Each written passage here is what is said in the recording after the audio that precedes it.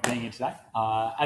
As we introduced myself, I'm Lachlan and I'm one of the business analysts at the City of Tree Gully. I work with Nathaniel Mason, who's both my manager and the team leader of business solutions. As we mentioned, we work as part of the business node of our IT department, so we don't focus on your raw IT, but rather on your bespoke business-related solutions relating to IT. So that's our rates portal, our booking systems, our FOI requests, and my little baby, which is our IoT network. So I think it's important to go back and have a look at where both Nathaniel and I met. And we met as part of a competition called GovHack, and I don't know if anyone's familiar with it. But for those who aren't, GovHack is an open data competition run across a weekend where participants compete to win prizes and awards for the use of open data as part of a new concept. I was a participant and had been for a number of years, and that was there as a council representative doing a bit of market research. And we started talking.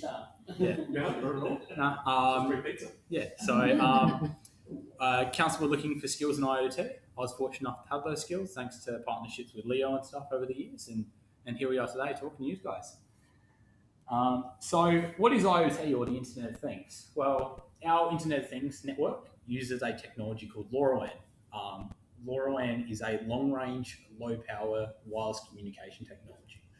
That means that we can deploy sensors throughout the council, which can relay information to us via the internet. Information such as soil moisture, temperature, humidity, asset utilization of some of our vehicles, and also utilization of our parks and reserves. Those sensors relay the data using LoRa, which is the communication protocol, back to gateways, which are connected to the internet. And then that data is displayed in dashboards and automation tools and notifications. Now, our gateways, those access points I was talking about, are connected to a system called the Things Network. And without going into all the technical details, the Things Network enables members of the public and neighbouring councils and businesses to use or leverage our gateways. Likewise, if a member of the public were to deploy a gateway which is connected to the Things Network, we can use their gateways as well. The reason why this is possible is because of the capacity of these devices. Because these sensors don't transmit that much data, it means you can have a large number of devices all communicating, and therefore you can actually share the network all for free. Now, because this network is publicly accessible and we can share the information with the community, we thought, here's a great opportunity. Let's see how we can leverage community engagement as part of the technology. But because the technology is an emerging technology and not many people know about it, and there's probably a handful of people in Adelaide who have the current technical skills to be able to deploy sensors and make them, we realised we had to work with the community to upskill them and teach them and give them the knowledge necessary to make the most of the network. And because we, as the IT department, don't typically engage with the community, this being the first time we've done so, we first of all looked inside the box, looked at what we were doing as a council. And as I mentioned earlier, we're not doing much in the IT sector. It goes as far as elderly or senior support for getting older people, setting up their emails and telling them how to play, Scrabble on Facebook, for example. Furthermore, we had a number of discussions with our youth engagement officer who'd seen that tech was a sector that we couldn't engage with or were struggling to engage with. And that had been shown through our Youth Achievement Awards, which we run annually, which on occasion have received no nominations at all for the tech category, which meant we clearly had an area that we had to address. We had to figure out what was going on here. And we realised there was a gap, and we realised that this was something that we needed to do. So we had to go a bit further abroad, I can't. No, is there a way I can move that from? Yeah, I can move that down for you. Put that down there. Because Nat and I had met through GovHack, we kind of knew what the community engagement ecosystem, if that's what you'd like to call it, is in Adelaide, and what type of technology-based partnerships were already available. And we realised that we could categorise them into three separate sections: university accelerators, makerspaces, and invention events, which is a broad concept but typically applies to one-off activities or annual events. Each of them had both their pros and cons, but the nature of council means that we need strong outcomes as part of community engagement. We need something that aligns to our business as usual processes, and we need something that's has an ongoing component to it at low cost as well, which means that we're trying to tick a lot of boxes here, and unfortunately, none of those three really fit our requirements. So what we did was we took the best of each component, blended the key value propositions of each together, and came up with the idea of the Future Urban Living Lab, or we like to call it the FUL. This project, which we're still getting off the ground, it's something that we tried, and I'll get into in a minute, ties really nicely into our business as usual processes, because it stems from our business partner discussions. And our business partner discussions are meetings or discussions we have with departments within council on a biannual basis, so twice a year. These discussions normally assist IT in understanding where there's opportunities that exist within council to put in budget bids and set up RFQs, so requests for quotes and expression of interest and the like. But we realised that there was a group of challenges or opportunities as part of these discussions that weren't being solved or weren't being tapped into, simply because they weren't big enough to go out for a budget bid or an RFQ. So both Matt and myself we're talking about this as we both participate in these business partner discussions, and said, hey, some of these ought to have alignment to community interest. So what we did was we figured out which of those had some community interest, talked to a few people, looked at ourselves as customers of council and figure out what were of interest to us, and then align them to both the 30-year plan for Greater Adelaide and Council's 2025 strategic plan, which, being a council challenge, naturally aligned to them already. We were given access to the Jubilee Community Centre to host this Living Lab from, which is just one of our community centres. It's just an empty room, essentially, where we host everything from a baby bounce workshop through to church sessions, through to what was going to be our Living Lab. So we got underway with that project, but what we realised quite quickly was that we had to market this, we had to communicate it. How are we going to tap into our demographic, which was of high school to university students? And the reason why we chose that demographic was both the fact that young people understand technology, which means our barrier to entry is lower. Secondly, engagement with young people in council is already quite low. And thirdly, our engagement with young people and technology is extremely low. So this was our best approach that we thought we'd take. Given it was a very small project, we had a niche demographic to start with. We realised as well that going to schools would associate the program with schools. Similarly, we didn't associate the Living Lab brand to council because the association, once again. So what I did, being the young guy I am, being 19, was I have friends who are at school, and I called them up and asked them where the year 11 and 12 lockers were. I printed off close to 1,000 flyers, went after school, no teachers around, and started dropping all these pamphlets in. Even got into the year 12 study. Was able to get into the year 12 study area, dropped a few pamphlets all over the desk, chucked a few on the teachers just to annoy them, and then got out of there. So that was to promote our launch party on October the 1st. Unfortunately, we were going based on a 1%. So we hand out 1,000 flyers. We're going to expect, maybe 10 people rock up from it. Surprisingly, we didn't receive anyone rock up from the pamphlets being handed out, which sounds like a bummer. However, we did have about a dozen people rock up to that initial event, most of them through previous contacts and networks we had. That being said, we had some really strong, meaningful discussions about making progress and understanding how we communicate to this demographic. And we got a group of young guys that were really passionate about supporting us and put together a couple of really interesting ideas aligned to our Living Lab. And those two ideas one was looking at east-west connections with buses and public transport in our city, because historically or naturally, Adelaide is a very linear city. North and south connections are really good, but east and west are really poor. So what we did was this individual was looking at opportunities where we could use our existing data sets to figure out where existing bus routes overlap, and then propose to council where those overlaps exist, and then put in infrastructure to support unofficial interchanges with signage. The second idea used our IoT network to deploy voting systems similar to those at convenience stores in our parks and reserves to provide the public an alternative form of community consultation on developments that were happening. Unfortunately, neither of those ideas got off the ground, and we realised that we had to end up restarting and reconsidering why that happened. Why was there a declining interest, and why didn't these guys want to take part? And the first thing we realised was the Jubilee Community Centre wasn't able to accommodate a living lab. Due to it being a shared use facility, we weren't able to store equipment there. Availability was limited to once per fortnight at hours that didn't suit our demographic. We weren't able to display our works.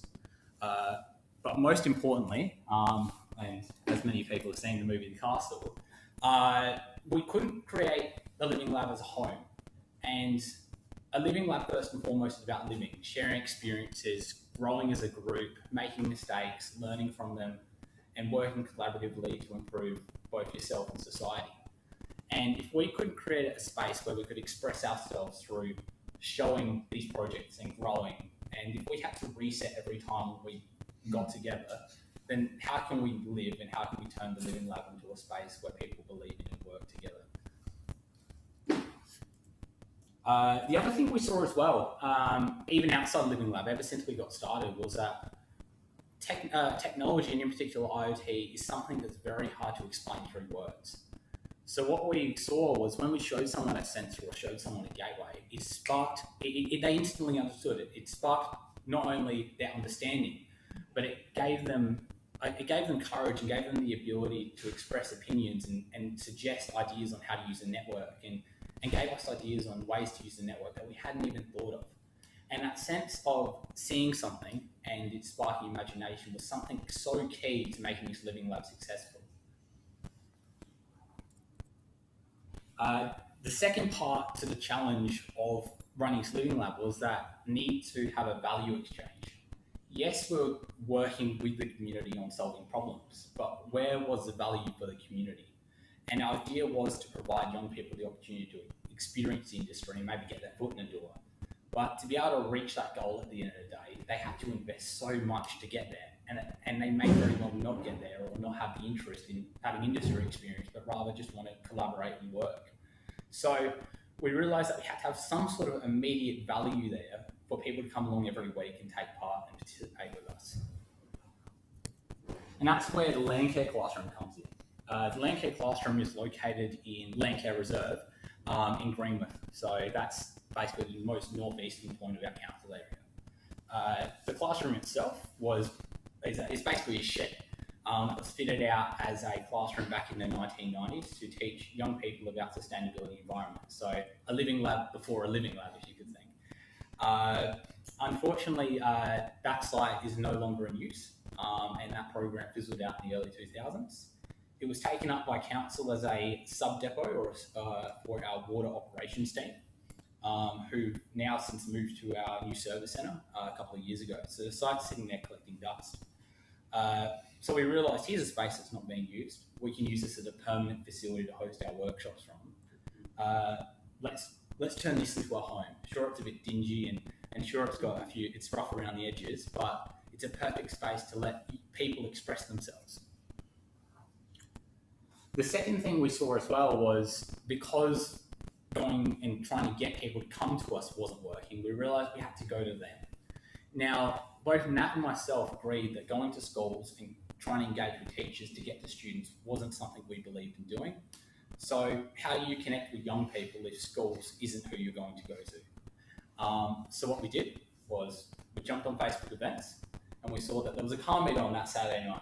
So I went down to the car meet in my little red Suzuki Swift, a hairdresser's car, as they call it, and just started talking to people, figuring out what was going on. Ended up at Eagle on the Hill at 11 o'clock at night, and then just caught up with them for a few weeks longer and realised that people in this car scene aren't just about hoons and loud exhaust and boof music, but a lot of them are actually have a passion of creative expression. You're talking your videography, your photography, and art, so design and media.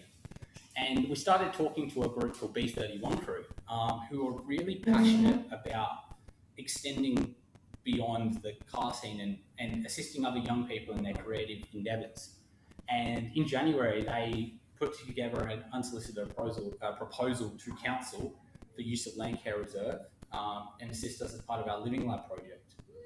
So and we hope and propose to work with the community on workshops and teach other young people on both our IoT network, but also on how to assist us in connecting with young people as well.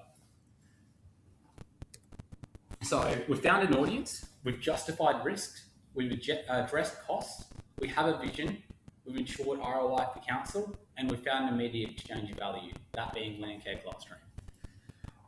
But it's not our decision to make, it's that of council's executive team. And we've got one more meeting next Monday to try and convince them of this vision and to prove to them that this is something that we should do. So that's pretty much all from us, and that's our story of getting it over the line. Wow. Well done. It's really exciting. I mean, and when I talk about guerrilla approaches, I mean, sometimes disruption is really important, because we all think that there's a particular way of doing things, and when you actually have someone that's prepared to go to a car meeting to get the audience to actually inject a conversation, and you work from a very much an experimental stage of, we know we've got a gap, we've got some data, this is what we'll do. That's not working. We failed. No, we didn't fail. We just found another opportunity to find the answer. Yeah. And I think, that if you look at living labs and experimentation, that's really powerful. And I think the fact that, what you've ended up with is a group that's come back to you to start being part of the lab. That's really quite a powerful conversation. Oh, absolutely. And if you want a letter of endorsement from us all into council, how do you do that? So because I think there's something here, right? There's something quite unique. I don't know what others think, but I'll open up the floor to that conversation. But yeah, well done. No worries. Thanks. I know you've been on a bit of a journey. So. Yeah. Anyone else want to make comments, or I'm happy to answer any questions. Yeah, questions? It seems to be that that you were so well prepared for your collaborators to come in, so that then there was someone looking for getting involved in something and saw a project that was ready to function well. Yeah. So even if you don't, it's almost like you just have to go blindly forward, just keep preparing, keep doing what you can, and then just keep looking for your collaborators. It's the field of dreams approach. Yeah. If you build it, they will come. Yeah. Something I didn't mention in that presentation was we actually initially pitched to council to use Land Care Reserve, and we're told to use Jubilee Community Centre instead. And it wasn't until we had that group come along that I realised that the actual attachment was the fact, that sense of a space, somewhere that people can connect to and relate. And this is kind of our second pitch to council, or second pitch to council's executive team to justify the use of that facility. Yeah. And instead of us coming to it and saying, hey, it's a space that we want to use and host a community group from, coming around saying it's not about the bricks and mortar that build that facility, but what it means is that space is a home to work from and build up and create a space that people want to connect to and visit, because it's the living lab. It's not a community group. That's right. Yeah. And I have to be honest, young people in a community centre, I think there's sort of a bit of a mismatch there in what looks funky and young and youthful as well. So sometimes grunge is. Yeah, that's right. A bit of right. Can I ask about the naming? And I think the initial focus on IoT devices, sensor networks, and kind of hacking them, what we can do, the GovHack idea, fits perfectly with future urban living lab. Yeah. But where it sounds like this might be heading is not so much about urban, but it's more about creative expression and future models. Do you think there's a challenge in where the names sitting, particularly if you're pitching to council who will be going urban, that's urban planning, or that's urban environments, versus it being, what's the argument for? Yeah. So the way that I looked at it was the name Future Urban Living Lab, or the name in general, wasn't a key component to us coming up with it. In fact, it took me about 5 minutes to figure out that it was aligned to the name full. And I thought, hey, we've got an acronym that's aligned to a word, so be it. So that's to be frank, actually how I came up with it. As for the naming convention, it was really just the fact that because we were focused on, because we as a council are 2/3 in urban environment, our focus is to ensure that the quality of life in our city is of the highest standard that is possible. And given that IoT is one way that we can deliver that going into the future, we thought, hey, we've got a future that's ahead of us that's going to integrate with IoT technology. We are a majority urban environment. It's a living lab, future urban living lab. That being said, however, over time, this may break into separate components. Living lab may very well transition into a B31 crew living lab. Mm-hmm. It may end up being a node of a number of living labs that council run. At the moment, this is where we're starting, and we're going to see where it goes and provide these groups that engage with us the opportunity to be flexible.